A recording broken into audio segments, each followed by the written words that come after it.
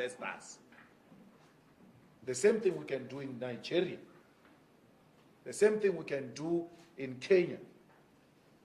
We need a borderless continent.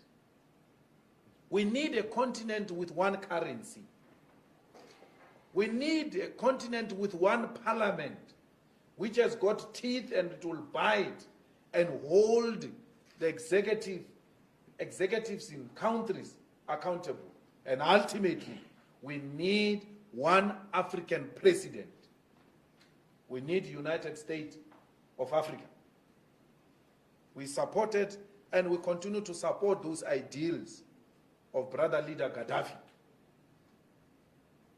We are following in the footsteps of those leaders. We are not saying they were perfect, some of them, but there are a lot of teachings that come from our leaders in the continent which we can follow because we think they will unite us. This thing was a one thing called Africa. This was one thing. It was divided by colonizers.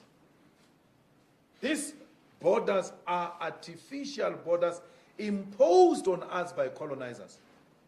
Why do you want to behave like you are owning colonizers' properties?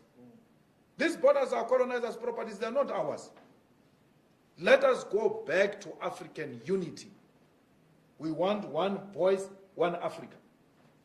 We must stop doing away with African hate, which was instilled in us by the colonizers. When you say, hey, there are too many Zimbabweans here, there are too many Nigerians here, hey, you are doing the work of the devil, which is to divide Africans. Be angry with Nigerians and South Africans for doing crimes, the same, Zimbabweans, the same way you are with South Africans who commit crimes. They must be treated the same. It must not be because it's a Nigerian, it's a more crime. If a Nigerian kills a person, that killing is twice. As if the murder by South African is lesser than a Nigerian murder. It's wrong. Crime is crime. Let's deal with it as crime. When it is a white person in South Africa, undocumented, he's called an investor. Not only a white person, including Indians and Chinese. These Guptas didn't have proper papers here. These Guptas didn't have proper papers. No one dared called them Kwerekweres. No one. But if it was my African brothers, we're going to be called Kwerekweres because they don't have papers. Self-hate. It must come to an end. If it means making the EFF lose votes for that, let it lose votes. Lose votes on principle. Not on political expediency of wanting to appeal. This country belongs to Africans in the same way Nigeria belongs to South Africans. Nigeria is South Africa, South Africa is Nigeria. We are Zimbabweans. We need to do away with this nonsensical idea that was imposed on us by colonizers, by Theresa May ancestors, that we must dislike each other. We must do away with that. Theresa May is coming here to make sure that we continue to hate each other. Look at what we are doing now. We are reclaiming our land in South Africa, saying our people must get the land inspired by our brothers in Zimbabwe. Namibia is following. Let the whole of African continent follow and reclaim our land. That's how we are going to gain our independence. And through the ownership of the continental land, we shall then have a true one South Africa. We are unable to unite because we are divided along colonial lines, Francophones and Anglophones. We need to do away with that. We need to love our African brothers in America when they are being slaughtered, in London when they are being slaughtered.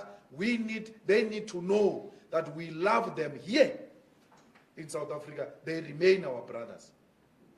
Love each other everywhere else where you find one another. Protect each other, Africans, because we are in the receiving end of capitalism. Capitalism inherently, it is racist.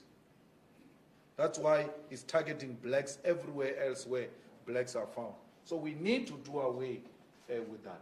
We need to and Commonwealth is actually one of the institutions that perpetuate African divisions.